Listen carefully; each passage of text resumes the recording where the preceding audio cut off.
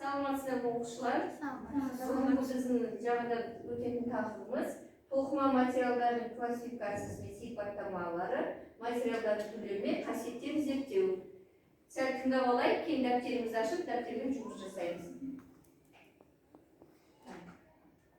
Біздің сабағымыздың мақсаты тоқыма материалдары мен бұйымдардың классификациясын, құрамы мен қарапайым тоқылардың сипаттау және білу. Сабағымыздың мақсаты мата өндірісінің кезеңдерін анықтау және өрім түрлері бойынша тоқыма материалдарын, солардың ішінде сыртқы сипаттамаларын және қасиеттерін ескере отырып жіктеу. Енді бұл сабақта біз сендермен негізгі терминдермен және жаңа сөздермен кездесеміз. Тоқыма талшықтар, мата, тоқымашылық, арқау жіп, негізгі жіп, жаймалық өрім. Табиғи талшық дегеніміз талшық, иірім жіп, тілім жіп, мата өндірілуге қолданылатын өсімдік текті, жануар текті, минералды және жасанды жолмен алынатын иілмеген, жұқа, берік әрі серпімді жіп. Қараңдар, мақтадан жасалған талшықтар және зығырдан жасалған талшықтар.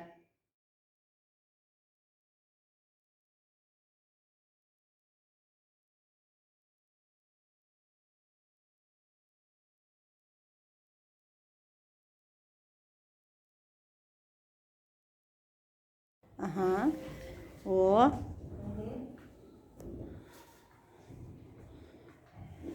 Керісінше.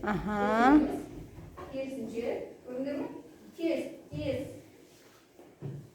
Болды. Қолдарыңды демалдырамыз.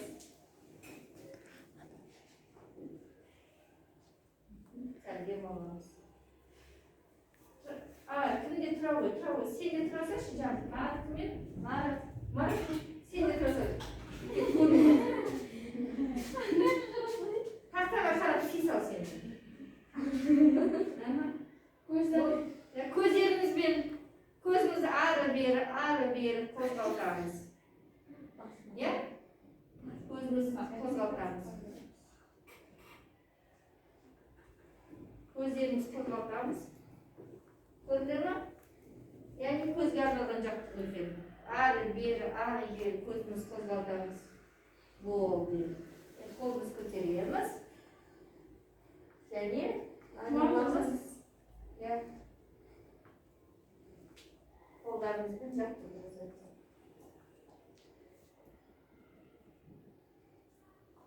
Аш.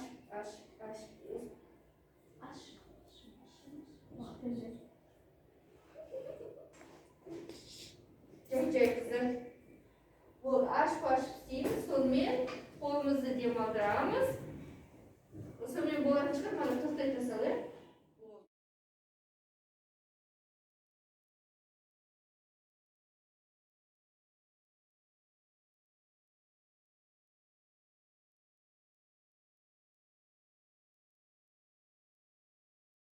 Біз бүгін әртүрлі маталардан гүл жасадық. Бұл жерде әртүрлі гүлдер бар. Мысалы, мынау роза, мыналарда өте керемет гүлдер. Бұл табиғаттың белгісі гүлдер. Біз бүгін түрлі түсті маталардан гүл жасадық.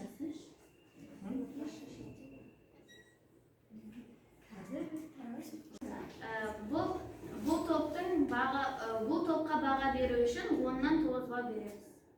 Біз бүгін бауырсақ ертегісін таңдадық, бауырсақ істедік. Біз әртүрлі маталардан істедік. Өте әдемі болып шықты. Мен бұл қызғалдақ тобына өте керемет жасатты. Мен де 10 балдан 9 бал бердім. Мен бұл қызғалдақ тобына өте керемет жасатты. Мен де 10 балдан 9 бал бердім. Бізге бүгін осы сабақ өте қатты ұнады. Біз әртүрлі маталардан бауырсақ ертегісін жасадық.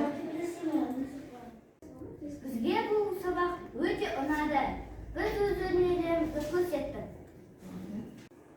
Яғни осымен оқушылар біздің сабағымыз бәрі түсінікті болса, үйге тапсырма берейін. Біз сендермен 30-ші параграфты жақсы қарап шығамыз.